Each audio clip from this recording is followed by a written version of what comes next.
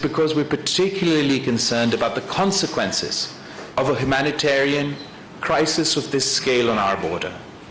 With the United Nations saying that 97% of the people of Afghanistan will descend below the poverty line, where the families in Afghanistan, through no fault of their own, are facing starvation, I believe we must work closely with the international community and with the Muslim world to help avert a humanitarian crisis and to help avert a total economic collapse, so that we can be in a better position to ensure that the Afghan regime lives up to the international commitments, so that we can create the environment that reduces and does not increase the chance of terrorist activity, and so that we can emphasize with the Afghan government, with the Afghan regime, that they must live up to their commitments to the international community.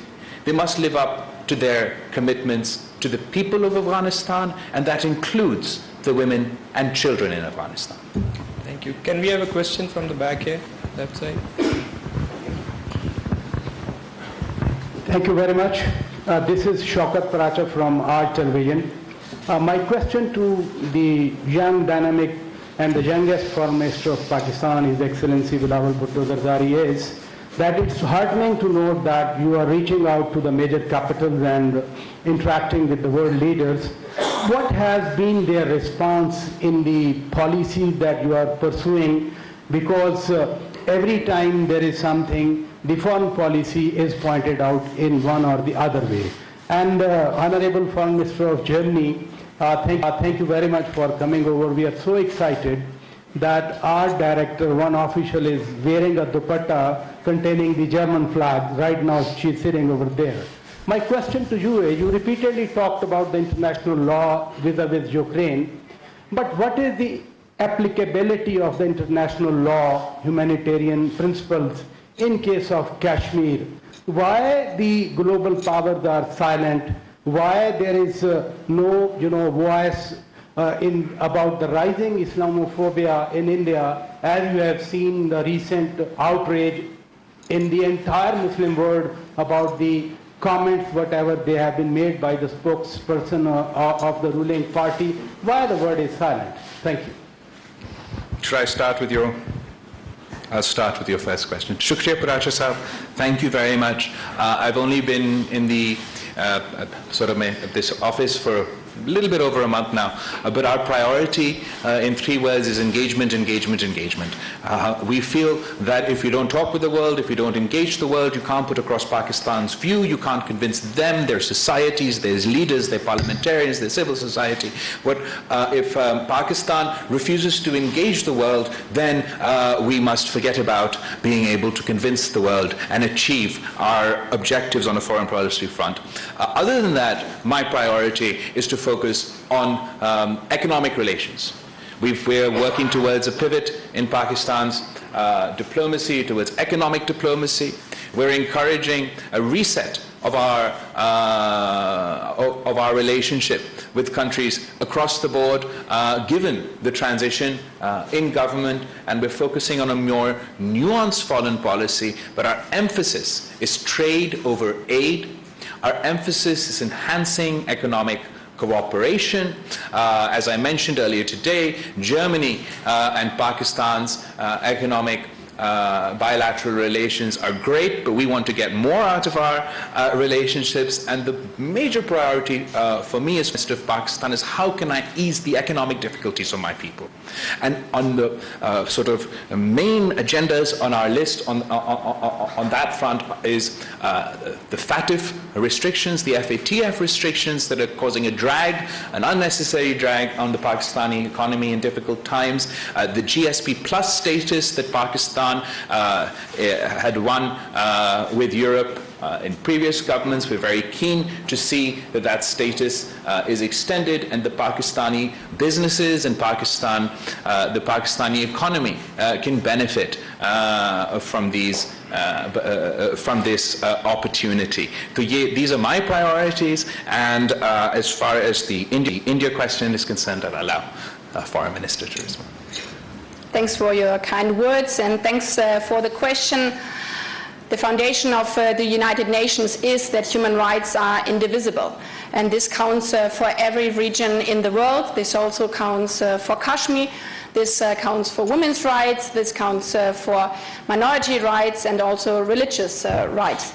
And therefore, we support the work of the United Nations, also with the situation in Kashmir, to ensure that all the human rights are being guaranteed within the different bodies of the United Nations. We are not part of the Security Council, as you know, but within the work also of the Human Rights Commission and of the Special Envoy. And we believe that a constructive approach from both sides and confidence-building measures are the only way forward to improve the relationships between Pakistan and India. The bilateral agreement to implement the ceasefire along the line of control last year was a positive step. We also discussed it in our talks earlier on. We believe that more steps should follow this line, and I think it's really a strength of different governments if there's a provocation that one doesn't react but really stands to its own and the international principles. Thank you. Can we have a question from the lady here in the middle? Hello, Daniela Farkas from the newspaper network Redaktionsnetzwerk Deutschland. I want to address the topic of Afghan refugees. There's still a couple of thousand refugees officially eligible for coming to Germany. Did you agree on a way and on a time when these people can come to Germany, and how is Pakistan helping with that? Could they all be transferred, by example, through Pakistan? And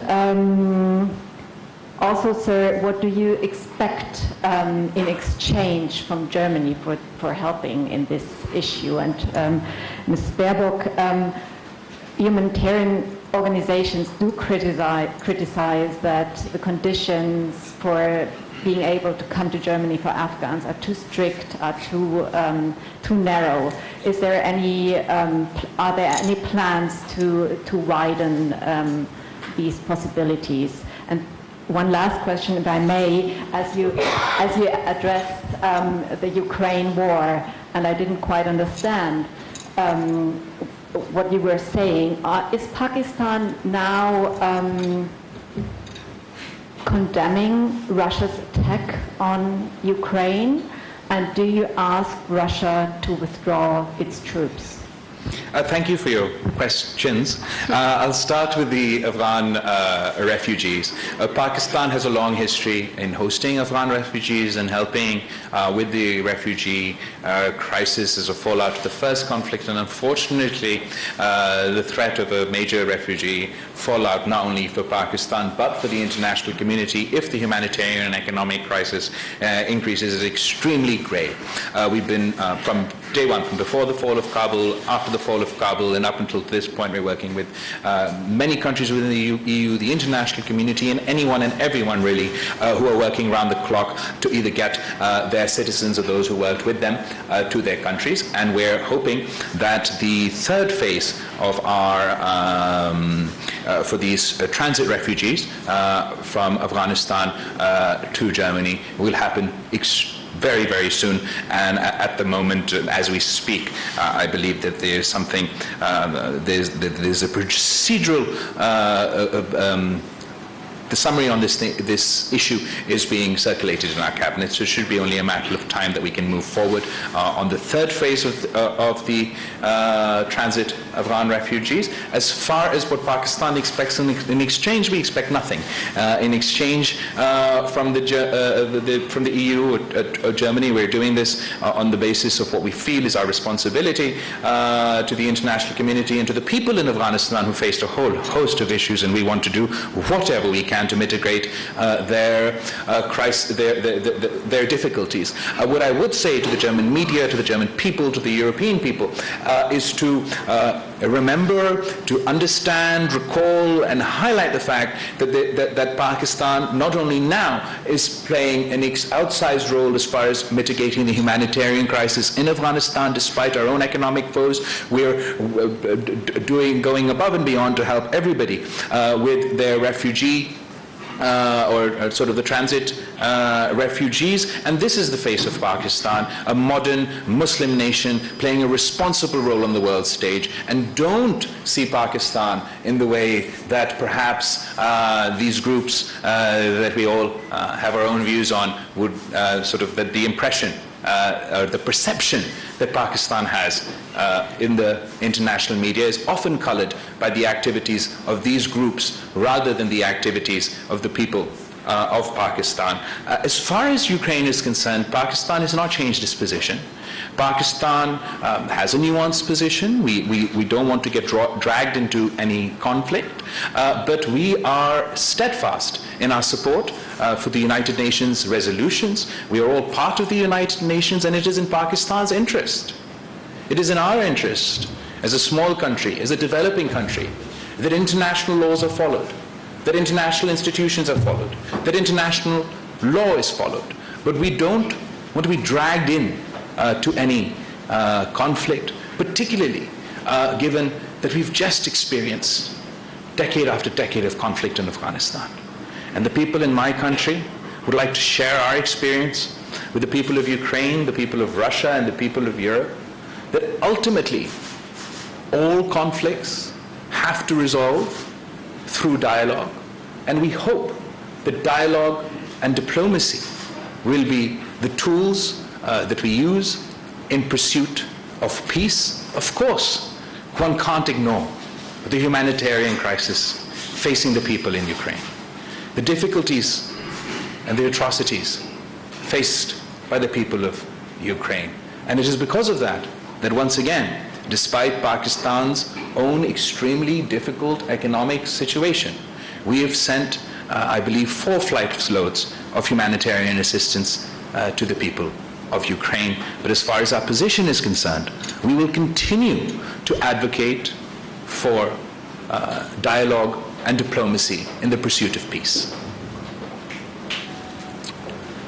Coming back to the part addressed to myself, first of all, we really appreciate the support of Pakistan, as I've said before, especially as His Excellency has underlined that this is not a question of bargaining, but a question of humanitarian aid and supporting the citizens of Afghanistan. We have had a very good discussion today, and we received very positive signals that we can continue successfully with the cooperation we have had in the past. We had also restructured, as your question was addressed, we restructured our system, how we will make the transition time in Pakistan, but also in other countries, shorter to ensure that Afghans will not stay in Pakistan longer than necessary. This is also a question of digitalized visas, and we organized everything that people can swiftly travel to Germany. So far, not a single person from our list transitioning through Pakistan failed to travel on to Germany, and we are continuing on this path. And as you have mentioned, NGOs, this was also a reason why a couple of NGOs joined me on my travel here to see how we can work closely together. This is also something new in the work of the Foreign Ministry together with Interior Ministry of Germany, that we have a very close relation with NGOs to help also on practical matters to enable to bring out not only the people most in danger who have worked for German institutions or who are faced, especially women and journalists and human rights defenders, with threats by their lives, to not only bring out them but also their family members in an unbureaucratic way. Thank you. I think the ministers have responded at length to questions. Maybe one last question from the back, Mr. Heather.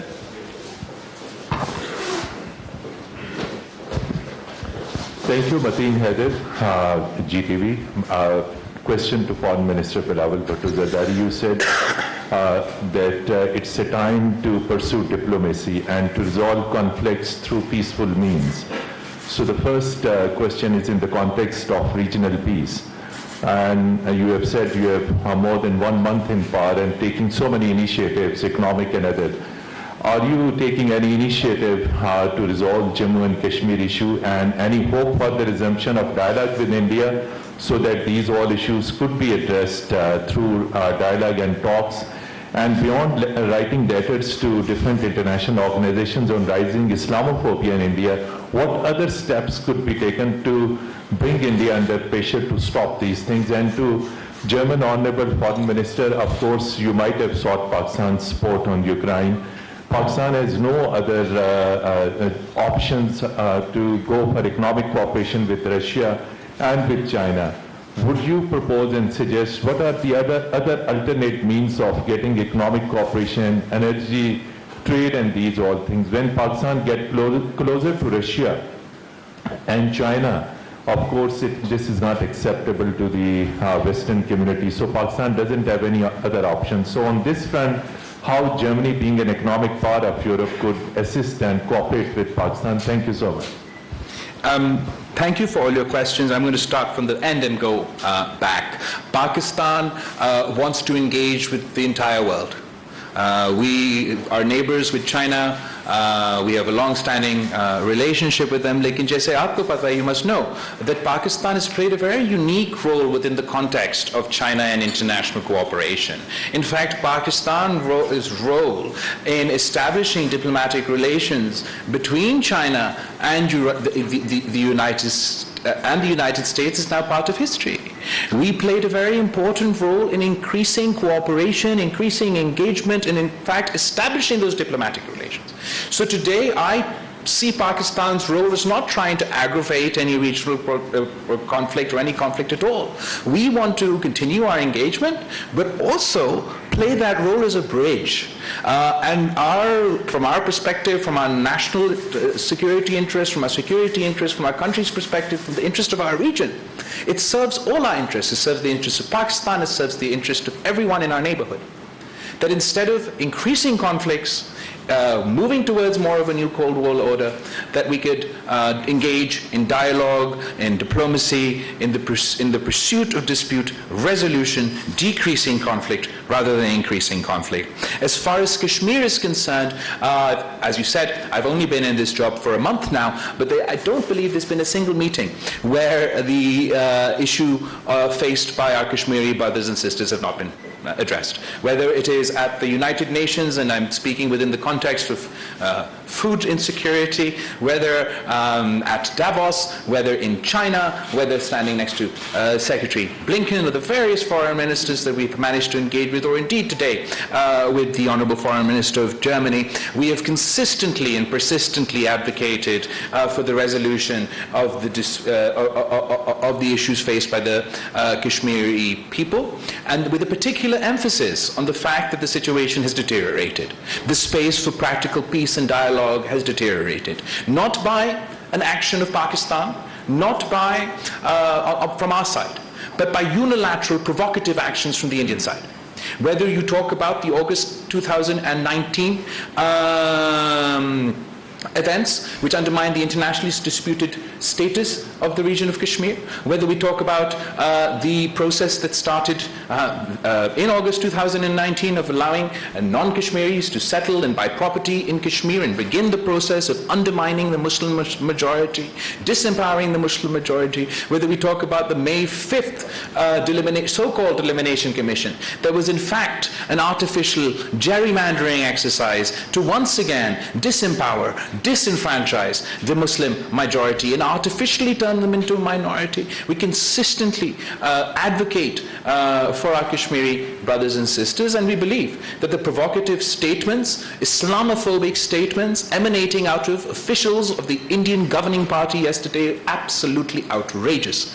And this is an action that is condemnable, not only by the Muslims of India, not only by the Muslims of Pakistan, not only by the Muslims of Kashmir, but the Muslims all over the world. It exposes the Indian facade of a secular democratic nation. They are no longer, if they are unable to apologize, if they are unable to take appropriate action, then it is further proof that this is no longer secular India. This is Hindutva India.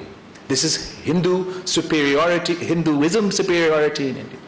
And that colors our diplomatic relations. For the people of Pakistan need peace with India. The people of Pakistan need peace with all our neighbors. But for us to be able to talk about peace, we have to talk with a rational actor, with an India that believes in engagement, which believes in equal rights for all citizens or all players regardless of their religion, regardless of their ethnicity. And if provocative statements such as yesterday, provocative actions such as August 2019 and May 5th continue to happen, then that space will continue to decrease. To the part of your question, in this situation, the whole world is facing the consequences of the Russian war, because it's a hybrid war. It's not only a war by bombs and tanks which are being thrown and which are invading Ukraine, with many, many people dying every day. It's a hybrid war which is also being led by a corn war, by a war of disinformation around the world, and therefore I would like to make very clear that there's not a single sanction on nutrition, on health, or on corn. The opposite. There are only sanctions which hit the system of the Russian regime, and therefore I also personally, as a chair of G7, are doing everything to counter the effects which, especially with regard to corn, hit countries like yours, especially because much of the grain and the corn comes from Ukraine and Russia. And therefore we are trying everything to bring out the corn of Ukraine, different ways via train, and also analyzing if there's an option of the port. But the most easiest way would be that Russia would stop the bombing and would stop shooting at Mariupol port, so the world could be saved again with regard to the corn war. We also see a responsibility of everybody who believes in international law to cooperate together with regard to energy prices, with regard to prices for food. That's why we increased our donations with regard to food towards the poorest countries in the world. This is why we are also looking how other countries can export corn right now. And this is also why I'm going next week to the Gulf states to see how we can work together on the big challenge of energy prices.